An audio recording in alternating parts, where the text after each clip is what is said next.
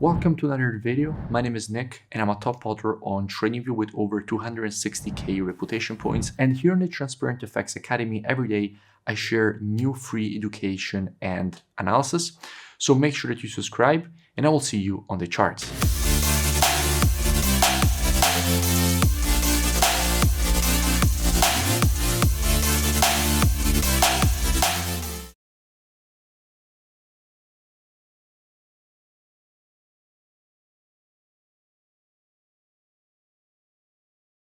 In today's video, I want to speak about NZD CHF. Now, why do I want to speak about NZD CHF? Because at the moment, we do have quite interesting price action and structure. So what I will be doing is, as usual, providing a complete top-down multi-time frame technical analysis.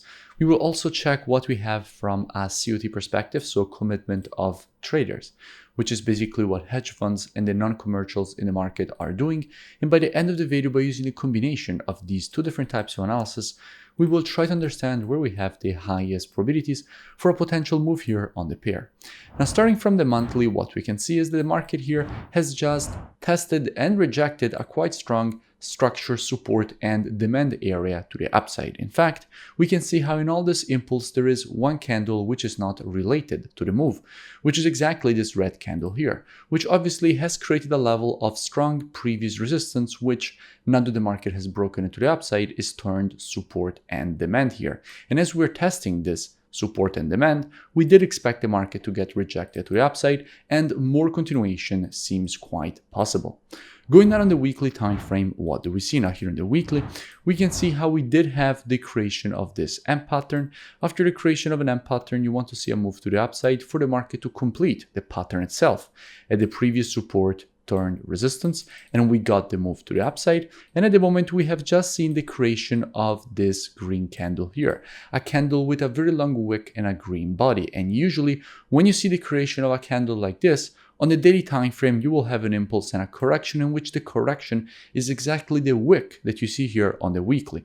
And after that, you expect a continuation to the upside, meaning that you expect the next weekly candle to fill in this wick. So also the weekly seems quite bullish, considering that we have definitely broken above the neckline of that M pattern. Just a quick thing, make sure that you like the video, subscribe, and let me know in the comments any suggestions for new videos. Dropping down on the daily, what do we see?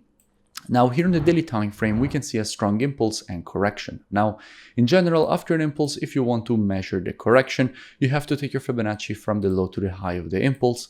And if we do that, we can see how the market here has just corrected to the zone, which is in between the 0.32 and 50% of the Fibonacci taken on this daily impulse, which is a quite strong level of support and demand that we do expect the market to reject to the upside, possibly even for the creation of a higher high. Now, if we go and see what we have from a COT perspective, so commitment of traders, which is basically what hedge funds and the non-commercials in the market are doing, we can see how we went from having a negative net positioning of minus 2.1k with 19.8k shorts and 17.6k longs, all the way up to having now more longs than shorts, with a positive net positioning and 21k longs and 14.5k shorts. So the NZD is definitely getting strong. And if we go and see what we have on the CHF, we can see how the CHF is getting weak, going from a positive net positioning to a negative net positioning, meaning that we went from having more longs than shorts from an institutional perspective to now having more shorts than longs, with 19.9k shorts and 2.3k longs. So the NZD is strong, CHF is weak. From a technical perspective, we have already seen how more continuation to the upside seems quite possible. So how we will be approaching this potential longing opportunity with students. Now, as usual, we will be reactive and not predictive. The monthly, weekly, and daily combined with the COT data, those are the best time frames when it comes to the directional aspect of the market. However, when it comes to confirmations and entries, the best time frames are the intraday time frames, so 4 hour and lower. So with students, what we will be doing is, instead of here monitoring price action from an intraday perspective, waiting for the market to shift from an intraday bearish market as we have right now to an intraday bullish market, and only if the market will shift from an intraday bearish to an intraday bullish market. Only at that point, we will be adding NZD-CHF to our watch list with students.